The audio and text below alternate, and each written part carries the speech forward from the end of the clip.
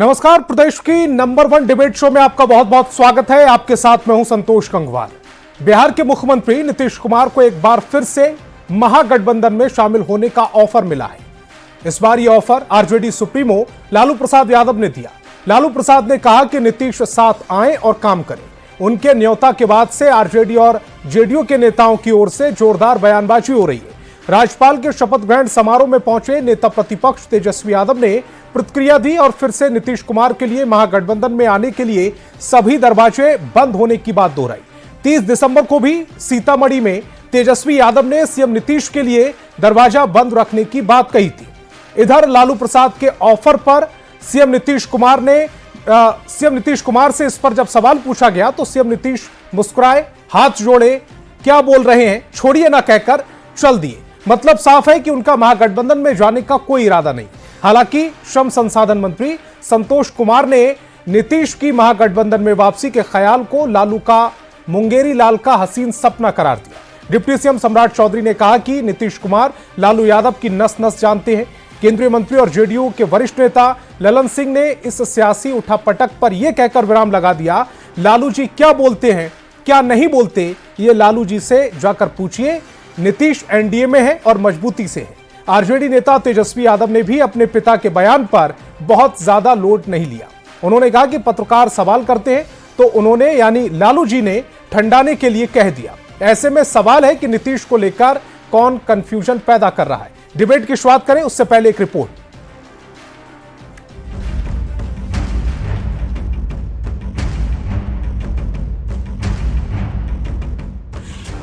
नए साल में जब मौसम सर्द है तब बिहार में सियासी तपिश बढ़ी हुई है।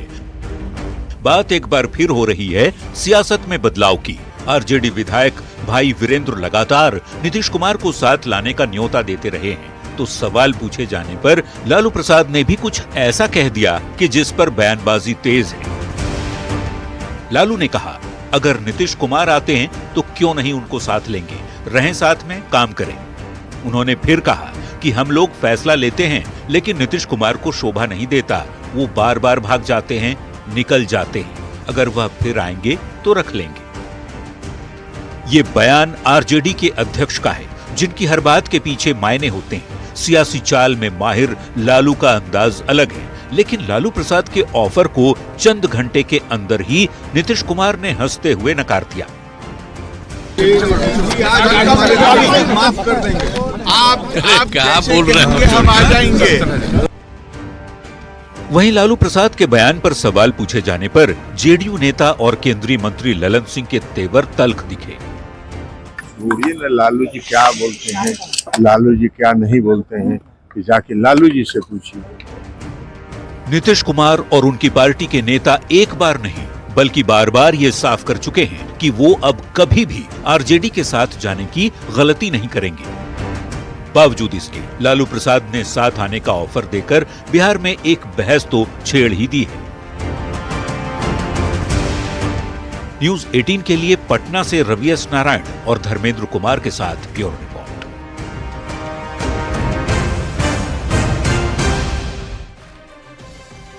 तो चलिए आज के सवालों पर आते हैं। आज बहस बिहार की में हम पूछेंगे नीतीश को लेकर कौन कंफ्यूजन पैदा कर रहा है। जिस तरह की बयानबाजी हो रही है उसको लेकर यह सवाल उठ रहा है कि नीतीश को लेकर कंफ्यूजन कौन पैदा कर रहा है। लालू प्रसाद को क्यों है नीतीश कुमार का इंतजार? क्या नीतीश के चेहरे के आगे आरजेडी ने सरेंडर कर दिया है? नीतीश पर क्यों डोरे डाले जा रहे हैं? आरजेडी की ओर से क्यों डोरे डाले जा रहे हैं नीतीश कुमार पर? और एनडीए का चेहरा नीतीश, क्या डर गया है विपक्ष? डिबेट की शुरुआत करें उससे पहले मेहमानों से आपका परिचय करा देते हैं। सत्ता पक्ष से हमारे साथ जेडीयू प्रवक्ता रविंद्र निषाद और बीजेपी प्रवक्ता नीरज कुमार जुड़ रहे हैं, जबकि विपक्ष से आरजेडी प्रवक्ता सारिका पासवान जी जुड़ रही हैं और राजनीतिक विश्लेषक डॉक्टर संजय कुमार जी भी हमें ज्वाइन कर चुके हैं। सभी मेहमानों का बहुत बहुत स्वागत। मेरा पहला सवाल रविंद्र निषाद जी आपसे। तेजस्वी कहते हैं कि सीएम नीतीश होश में नहीं, उनके लिए सारे दरवाजे बंद हैं। लालू प्रसाद जी का बयान आता है, वो गठबंधन में स्वागत करते हैं। फिर तेजस्वी यादव का बयान आ जाता है, वो फिर कह देते हैं कि सारे दरवाजे बंद हैं। इस बीच सीएम नीतीश का भी बयान आता है, वो कहते हैं कि क्या बोल रहे हैं, छोड़िए ना। मतलब एक तरह से उन्होंने लालू के ऑफर को निगलेक्ट कर दिया। फिर किस आधार पर बिहार में यह तथाकथित खेला चल रहा है?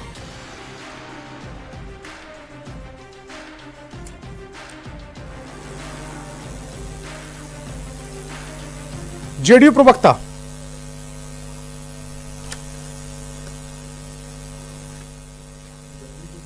अरविंद जी बताइए। अरविंद जी को ऑडियो नहीं मिल रहा है। अरविंद जी तक शायद मेरा ऑडियो नहीं पहुंच रहा। मैं सारिका जी आपसे सवाल करता हूं। तेजस्वी कह रहे हैं कि नीतीश जी होश में नहीं है, तो किस आधार पर लालू जी उनका स्वागत कर रहे हैं? हालांकि सीएम नीतीश कुमार ये साफ कर चुके हैं कि ये सब बेकार की बातें हैं।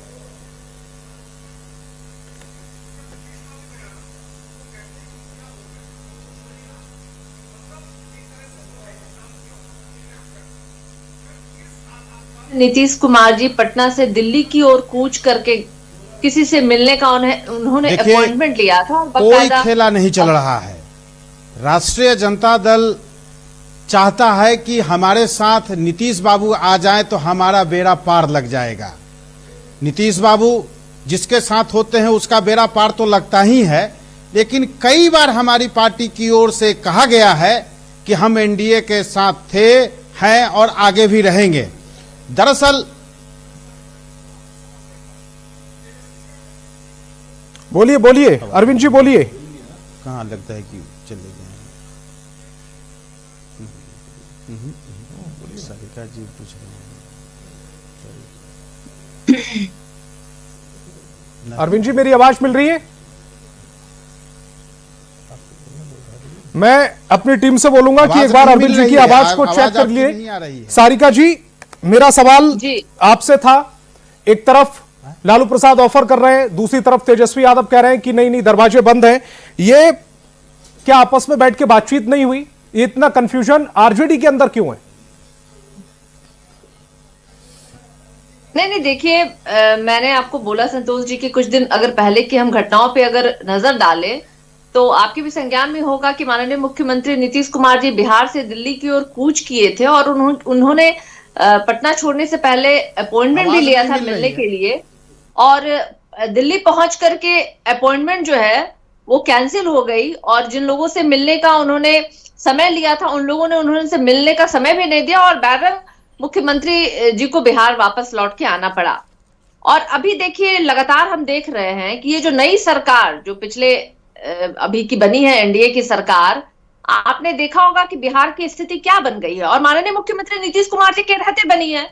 तो माननीय मुख्यमंत्री नीतीश कुमार जी की दरकार तो आरजेडी को कतई नहीं है, लेकिन लगातार पत्रकार बंधुओं के प्रश्न जो है ना ये पूछे जा रहे, तो मुझे लगता है कि ये बेहतर जवाब तो जदयू वाले लोग ही देंगे कि ये इम्प्लांट क्यों कर रहे हैं भाई।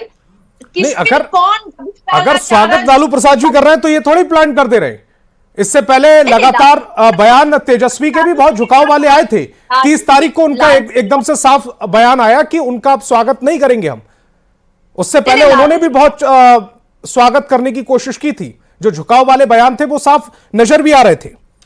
देखिए लालू जी के अगर आप पहले जवाब को अगर आप देखें तो आपने देखा होगा कि उन्होंने स्पष्ट किया कि हम लोग तो बार बार लेते हैं, ये बार बार भाग जाते हैं।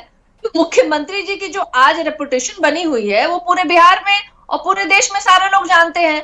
अब तो गांव मोहल्ले चौराहे तो छोड़ दीजिए, बिहार से बाहर भी जाइएगा तो आपको 4 लोग बात करते हुए बिहार के संदर्भ में मिल जाएंगे कि ये नीतीश जी तो बार बार पलटते हैं। और हम तो भाई हम लोग समाजवादी विचारधारा के लोग हैं। जब बिहार के विकास और बिहार की तरक्की और बिहार वासियों की तरक्की की बात आती है तो इसके लिए हम लोग हर त्याग और हर तरह के कॉम्प्रोमाइजेस करने के लिए हम लोग तैयार थे और हम लोगों ने किया भी। और उसी संदर्भ में हमारे नेता ने कहा भी कि हम तो बार बार इनको माफ करते हैं, बार बार इनको लेते हैं, पर ये बार बार पलट जाते हैं अपने स्वार्थ में। लेकिन तेजस्वी यादव जी ने इस बात को स्पष्ट कर दिया क्योंकि तेजस्वी यादव जी के जो भी निर्णय होते हैं वो मजबूत और ठोस इरादे वाले व्यक्ति हैं और उन्होंने जो भी वादा बिहार वासियों को लेकर के किया उन्होंने उसको पूरा किया।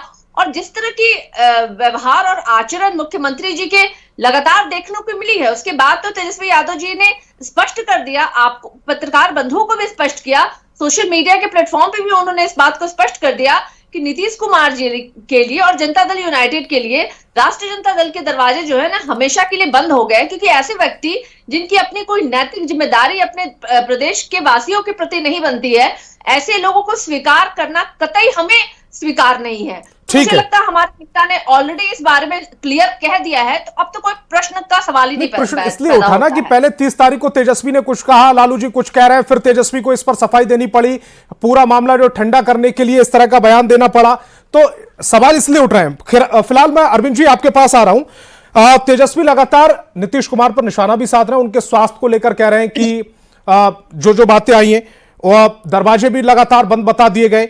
ऐसे में ये कंफ्यूजन की स्थिति पैदा क्यों हो रही? मैंने आपको बताया कि कोई कंफ्यूजन नहीं है।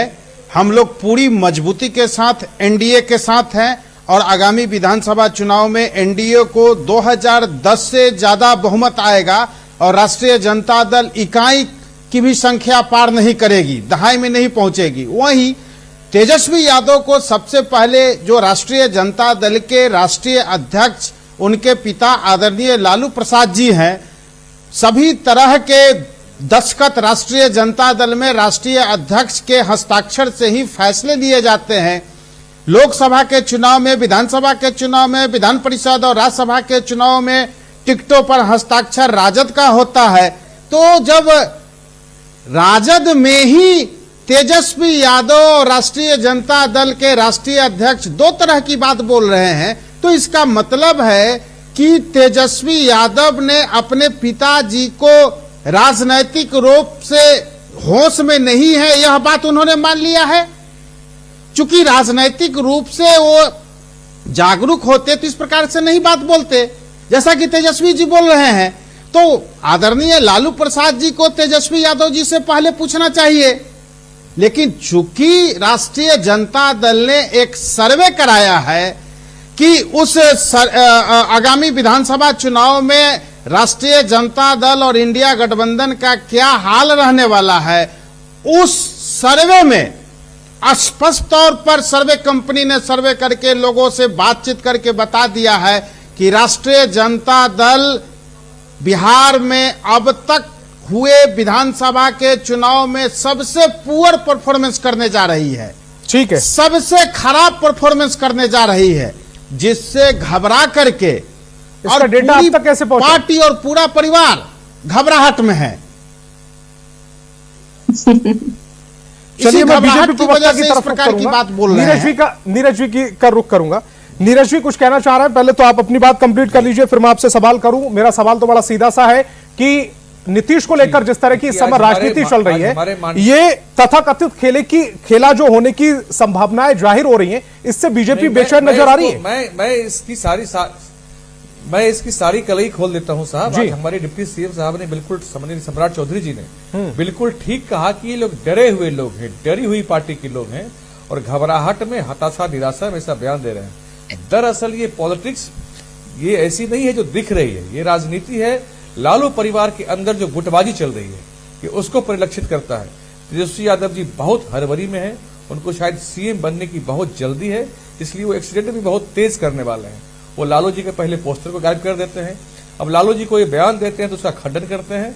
मैं तो लालू यादव जी को एक सलाह देना चाहता हूं कि अच्छे पिता के भांति जो मालिकाना हक, राजद में तो लोग मालिक ही होते हैं ना, तो मालिकाना हक उनके बेटे बेटियां पार्टी पर चाह रहे हैं, इसी की होड़ लगी है। तो लालू यादव जी क्या कर लें, पार्टी को 4 भाग में तो कम से कम बांट दें और बेटी बेटियों को सौंप दें। एक का नाम रख दें राजद T1, एक का राजद T2, एक का राजद M और एक का राजद R। जो इनके तेजस्वी तेज प्रताप बेटे हैं T1 T2 से वो हो जाएंगे और MAR से भी सारोहिणी हो जाएंगे। राजद का बंटवारा बराबर बराबर कर दें, नहीं तो इस पार्टी में, इस परिवार में भयानक घमासान मचने वाला है। और यह उसी बात का द्योतक है। आप देखिए कुछ दिन पहले 2 घटनाओं को जरा समझिए आप। एक तो लालू यादव जी को पोस्टरों से गायब कर दिया गया, सारे पोस्टरों से। दूसरा, एक बैठक कुछ दिन पहले तेजस्वी यादव जी ने बुलाई थी, जिसमें न प्रदेश अध्यक्ष को बुलाया गया, न ही लालू यादव जो कि पार्टी के राष्ट्रीय अध्यक्ष उनको बुलाया गया। ये क्या इंडिकेट करता है कि पार्टी किस दिशा में जा रही है? मैं तो इस माध्यम से बिहार के यादवों को भी सावधान करना चाहता हूं कि आपके नेता लालू यादव को अब राजद से ही बाहर का रास्ता दिखाया जा रहा है। अब आप सोचिए कि आपका भविष्य कहां है। राजनीतिक विश्लेषक भी हमारे साथ जुड़े हुए हैं, डॉक्टर संजय कुमार जी हमारे साथ हैं। संजय जी, पूरी राजनीति इस समय कभी गर्म हो जाती है, कभी बहुत ज्यादा गर्म हो जाती है और वजह आपको पता ही है। जो इस समय आरजेडी के अंदर टूट की बात एक तरफ आ रही है कि आरजेडी में घमासान मचा हुआ है, पोस्टर से लालू प्रसाद गायब हो जाते हैं, उसके बाद लालू प्रसाद के बयान को भी तेजस्वी ओवरलैप करने की कोशिश करते हैं।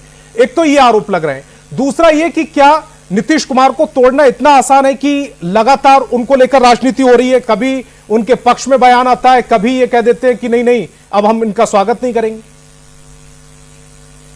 सबसे पहले तो कि अगर लालू प्रसाद जी ने कोई बयान दिया है, ठीक है, वो जिज्ञासु पत्रकारों के जिज्ञासा को ही शांत करने के लिए उन्होंने कह दिया, तो क्या तेजस्वी जी उससे किनारा कर ले रहे हैं?